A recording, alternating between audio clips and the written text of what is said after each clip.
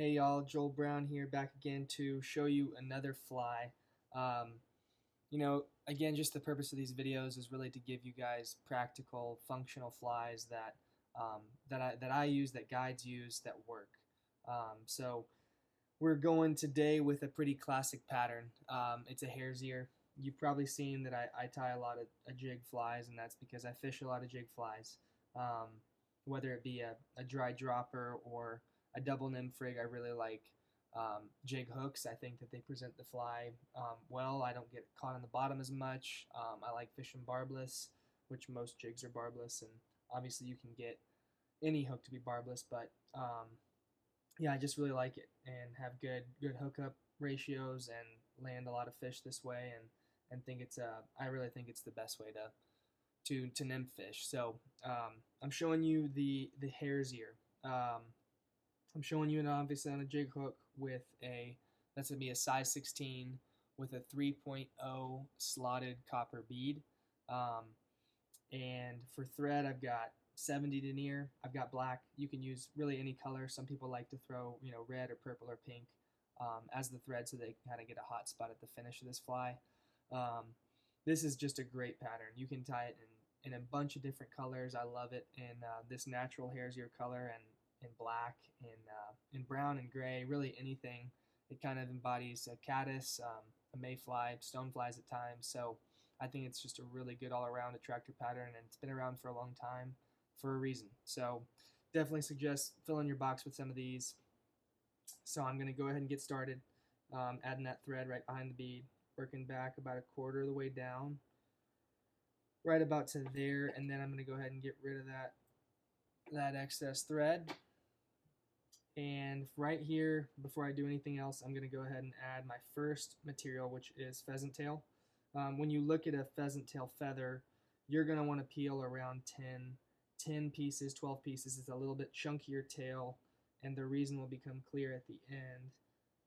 So I kind of just, you see how I've done this before, it shoves it back around. So I'll just kind of force it back underneath with a loose wrap, and then maybe one or two more loose wraps just to secure it. And even if I've done one or two extra wraps, I can still move the feather back and forth. Basically, after that is when you need it to be set. So I just want it to be just a little shorter. Right there is good. And I'm going to work back down towards the bend of the hook here. And nice even wraps. It doesn't matter too much. It's all going to get covered up. I like that. Now I'm going to work back up to where I started. And at this point, I'm going to add my next material, which is small copper wire, medium, anything like that. It's kind of up to you. And I typically, I'm adding that again. I'm putting it on the wire I'm putting on my side of the hook, and I am one or two loose wraps to get it started. You're going to see that if you try to apply it too tight, it's going to push it to the other side. So apply it loose and then capture it. Once you've captured it, you can kind of dig in there and be a little bit more firm with it. All right. I'm going to pull my thread out of the way. I've got my wire obviously kind of coming out over here. And my next material is going to be Hareline dubbing in hare's ear.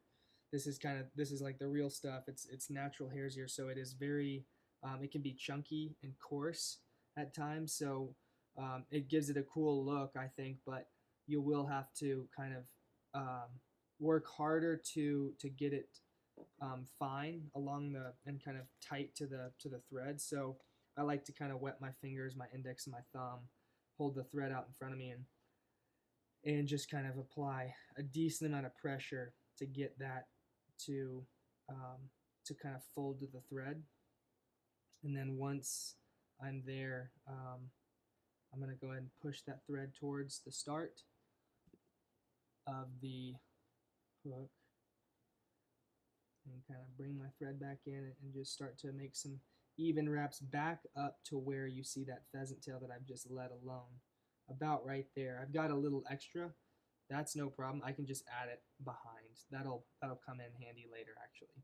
So now I'm getting my thread back out of the way, and you will see these little clunky like pieces of dubbing. You can see it is kind of chunky. No problem, you can just cut it away.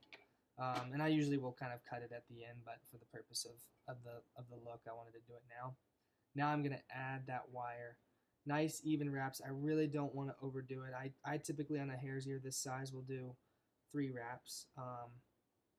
Nice and even, and just like so. I'll bring the last one, I'll bring around the other side of that pheasant tail that's kind of sticking up, and I'm just going to close it out.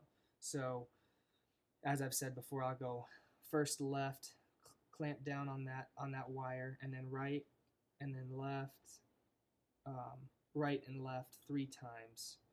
And instead of ruining a pair of scissors, I am just going to take tension at the base of that wire until eventually it will just pop, just like that.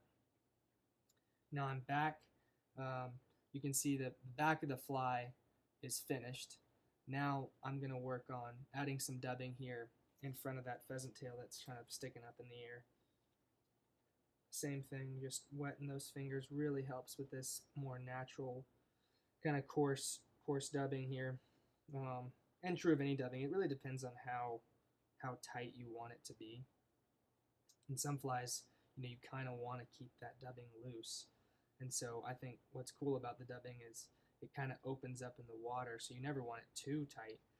It'll kind of open up in the water, and it gives it that leggy, wingy, buggy look that I think is what makes the hare's ear so effective. And it kind of molds the shape of so much. It doesn't fit a lot. It doesn't fit one specific pattern, which is typically the name of the game with nymph fishing in our area. Bop there.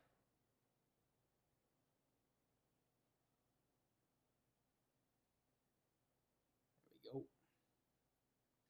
And I am just, I typically want this upper half to be a little bit thicker.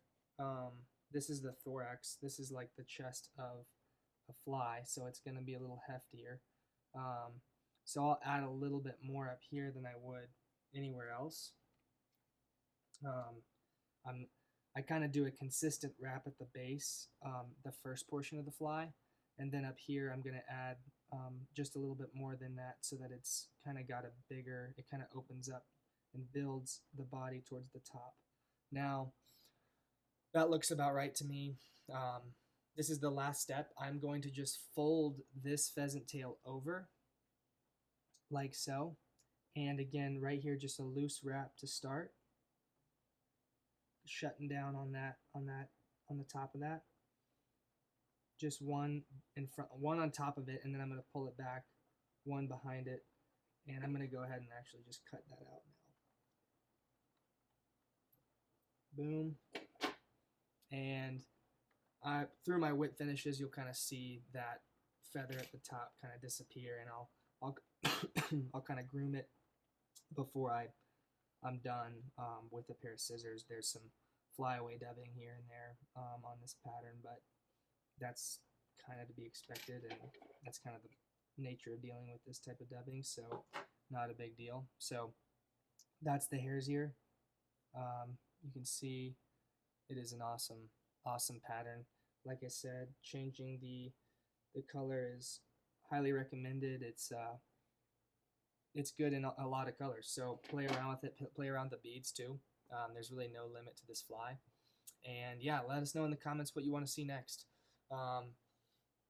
And thanks for watching, and we'll see you in the shop. See you guys.